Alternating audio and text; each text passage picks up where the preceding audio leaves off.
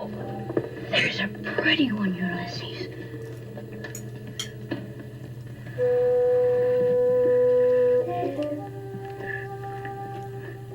There it is.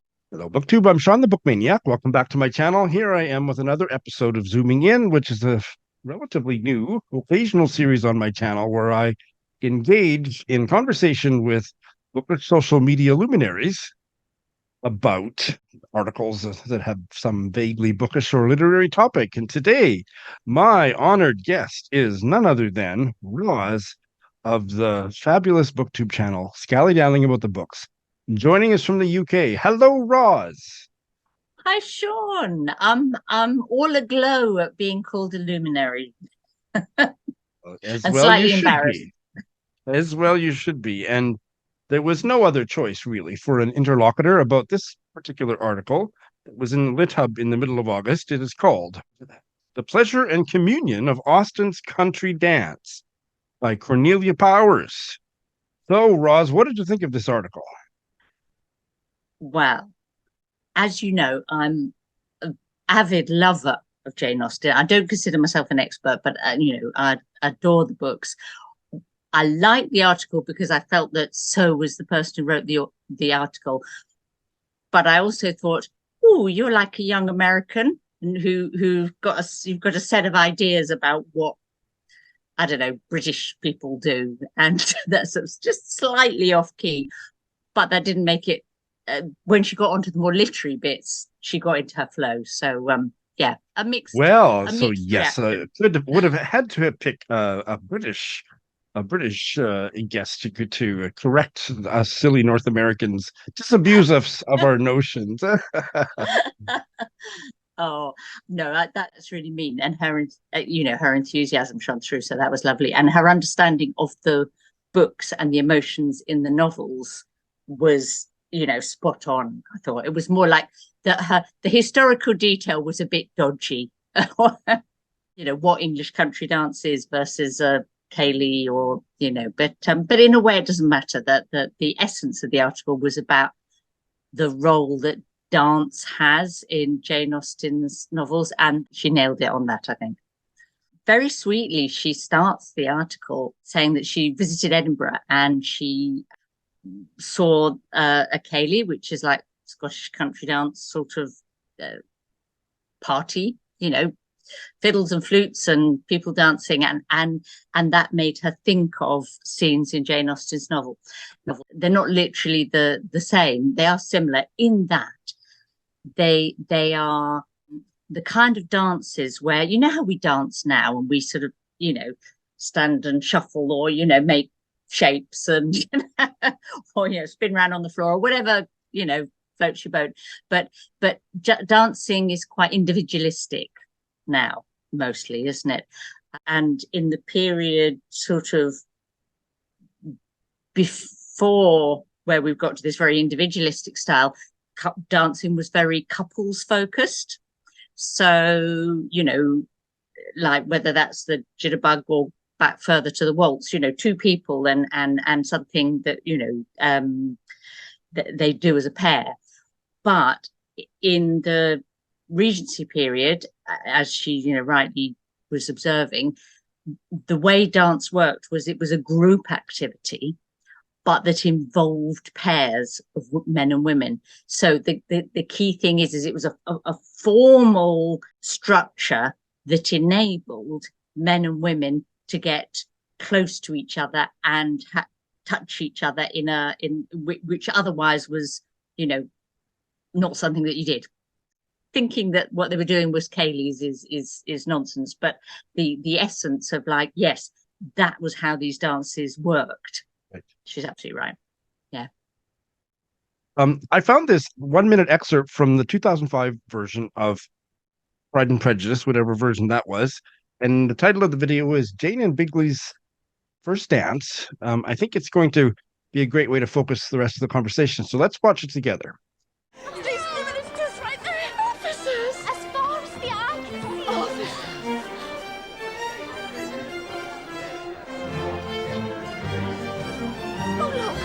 Jane's dancing with Mr. Bingley. Mr. Bennet.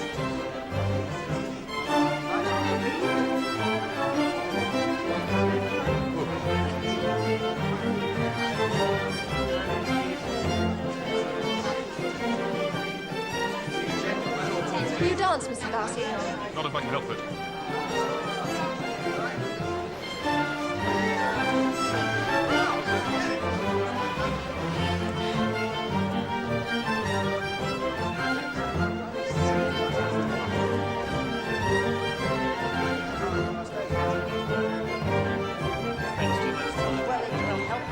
I didn't know you were coming to see me.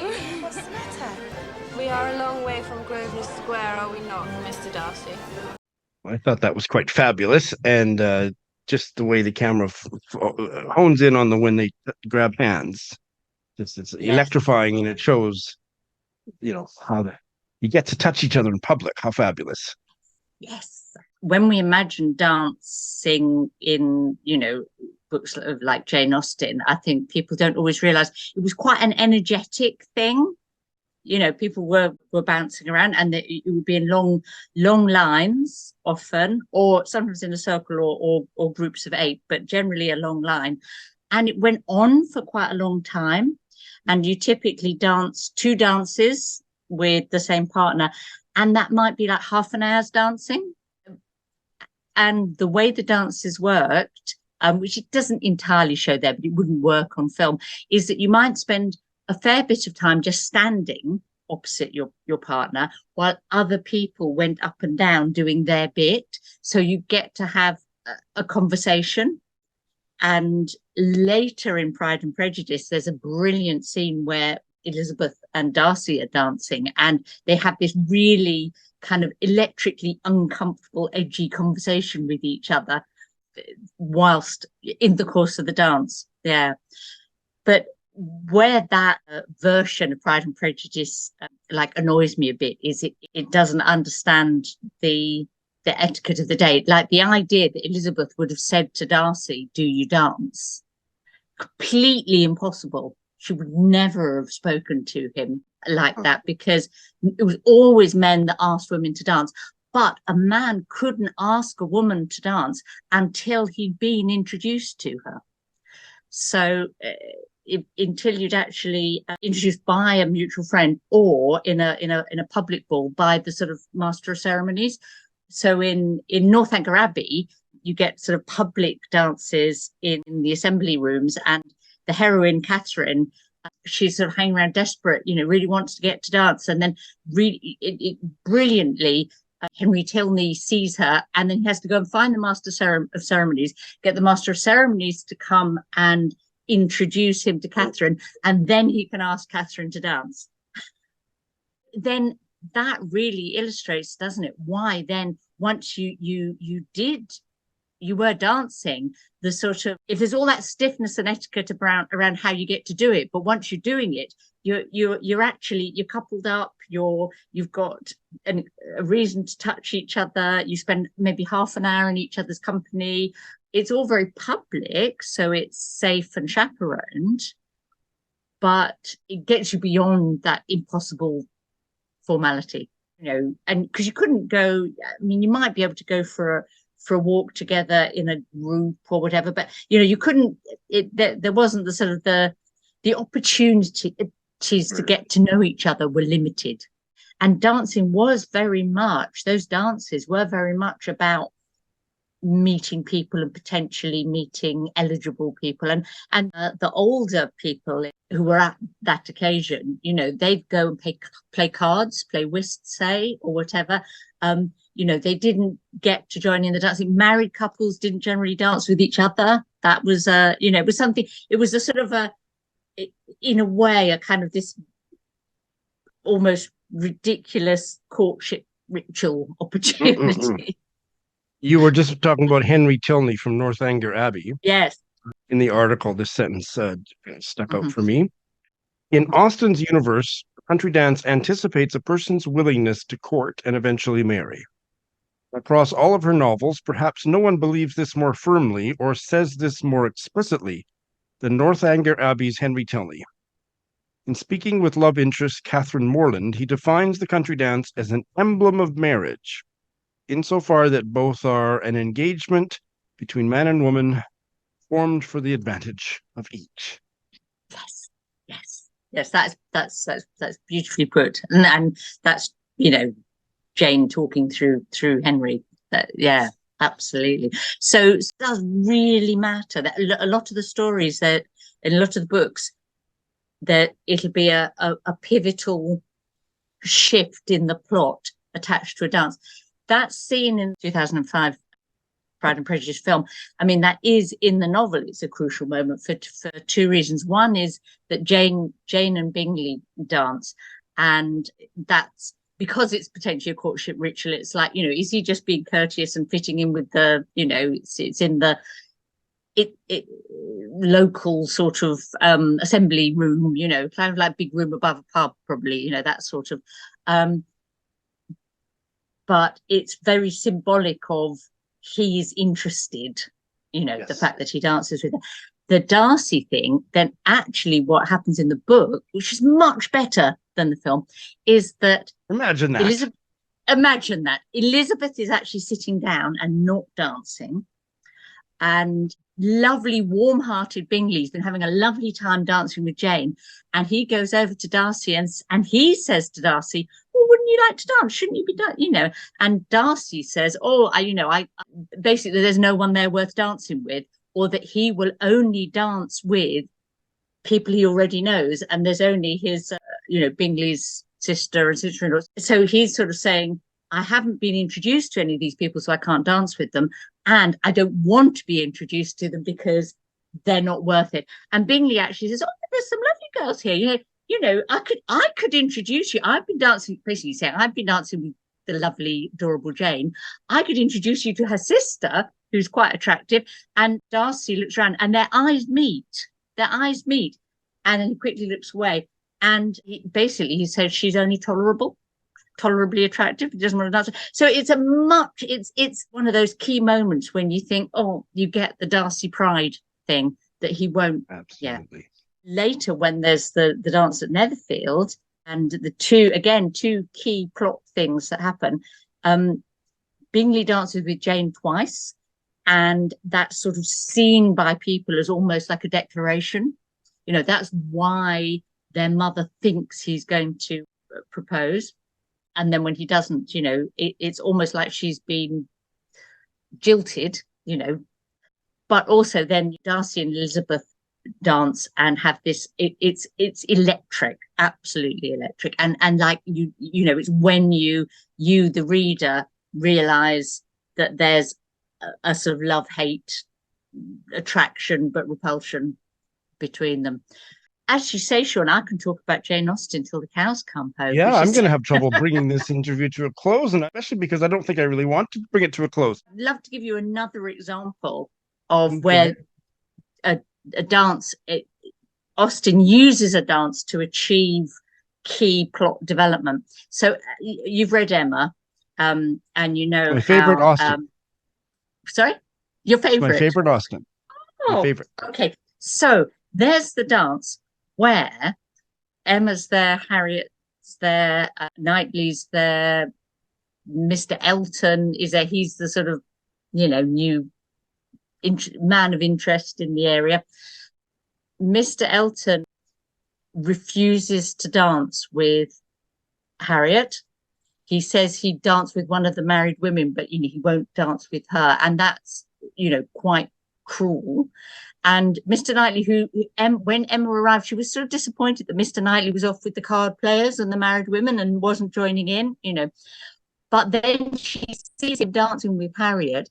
He's dancing with Harriet because he's a kind-hearted man, and he saw how upset she was that Mr. Elton sort of snubbed her. So he dances with her. But then that means that now he's one of the dancers, and, you know, Emma manages to sort of, realizes that she would like to dance with him, and sort of maneuvers it into, because he says to her, oh, you know, are you dancing? Will you dance?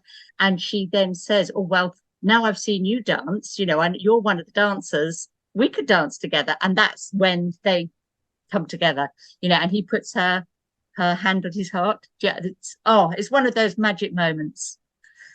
Yeah, it's ringing a bell all these years later.